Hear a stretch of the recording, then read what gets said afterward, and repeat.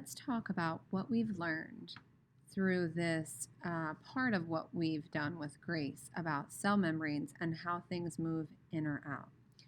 First of all, cell membranes are the barrier.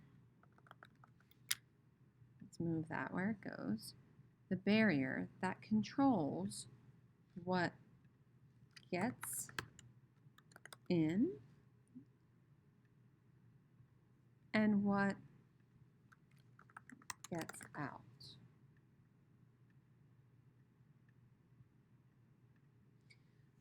All right, we should know at this point that the cell membrane is a phospholipid bilayer. Move that up a little bit. All right, and remember, yesterday you looked at what a phospholipid is. All right, they have a head and two tails and a bilayer. The fact that the cell membrane is composed of two layers that are right next to each other. Now, some molecules, like water, can freely move through the cell membrane, while some they can't, right? So others have to use things like channel proteins,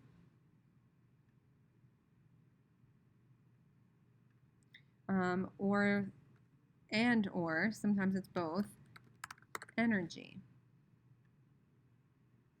to get through, right? So not everything has a free pass. Some things can move in and out while some things can't.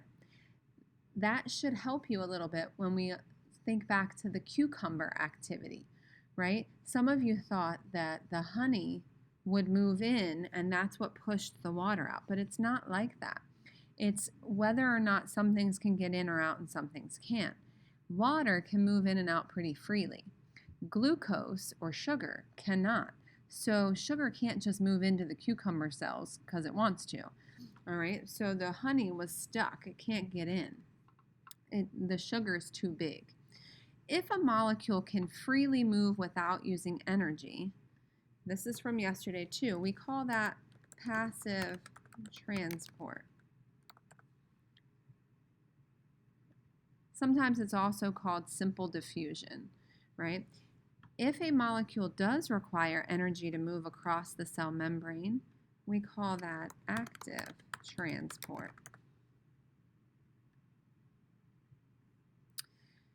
And when we know this, we can then predict how molecules are going to move in and out based on something called the concentration gradient. Okay? This came up in the video that you watched yesterday about why molecules move one way or the other and whether they move with the flow or against the flow. Molecules tend to move along the concentration gradient, okay? And so that's in the video when they talked about moving with the flow. That's the same thing as moving along the concentration gradient, okay? Moving along the concentration gradient,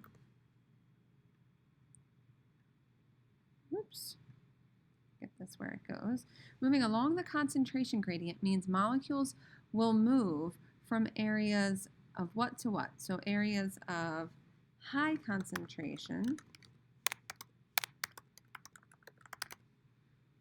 right, to areas that are low concentration.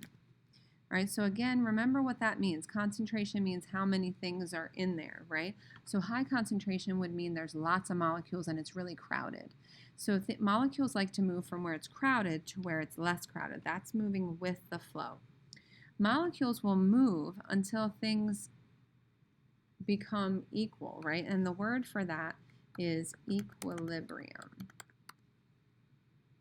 right? Which is kind of like equal, right? Equilibrium, which means that the concentration is the same on the inside and the outside. So until things are kind of equal on both sides of the cell membrane. All right, so I want you to think about this. If there is more concentration on the inside and less concentration on the outside, which way do molecules want to move? All right, so remember that things like to go from high concentration to low concentration, so where it's crowded to less crowded. So in this situation, it's more, greater than, more concentrated inside, less concentrated outside. They want to move to where it's less concentrated. So they're going to be moving, oops, let's take that off of there. Not move the whole thing. All right, they're going to be moving out. Let's redo that real quick. Make it an arrow. All right, so they're going to be moving out. Let's make sure we have arrows to where it's less crowded. Now, in the case of where it's less concentrated on the inside and more concentrated on the outside, then these molecules, whatever they are, want to move in to where it's less crowded. Okay. All right, so let's go back then to our cucumber activity. All right, in the cucumber activity, the honey made the concentration of sugar outside the cell more concentrated. All right, now the problem is sugar's too big. Sugar was more concentrated outside and wanted to move into the cell, but it can't, right? So in nature, things like to be balanced. So when the sugar couldn't move in, instead, what happens is something that can move will, to try to balance things out, or in this case, water it down where it's more crowded, right? So water can move freely. So water moves out of the cell in the cucumber to try to water down all that sugar on the outside. All right, so since sugar wanted to move in to balance things out, and it can't because sugar's too big, instead, a molecule that can move in and out freely moves. And in this case, it's water. This helps us to understand why Grace had the frequent urination, why she had to pee all the time.